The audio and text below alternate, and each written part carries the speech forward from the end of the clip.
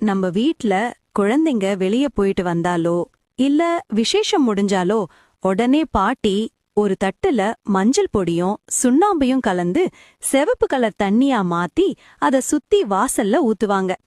கேட்டா கண்ணு பட்டுடும், திருஷ்டி கழிக்கிறோம்னு சொல்லுவாங்க. ஆனா இதுக்கு பின்னாடி ஒரு பயாலஜிக்கல் ரீசன் இருக்கு. இதோட அறிவியல் என்னன்னா, மஞ்சள் ஒரு சிறந்த கிருமி நாசினி, சுண்ணாம்பு ஒரு சிறந்த பூச்சிக்கொல்லி. வெளியே போயிட்டு வர்றப்போ நம்ம உடம்புலயும் துணியிலையும் ஏகப்பட்ட பாக்டீரியாக்கள் இருக்கும். அந்த சிவப்பு தண்ணி அந்த கிருமிகளை அழிக்கும் ஒரு பேரியரா செயல்படுது. சிவப்பு நிறத்துக்கு ஒரு குணம் இருக்கு. நம்ம மனசுல இருக்கிற எதிர்மறை எண்ணங்களை அந்த நிறம் சட்டுன்னு இழுத்துக்கும்.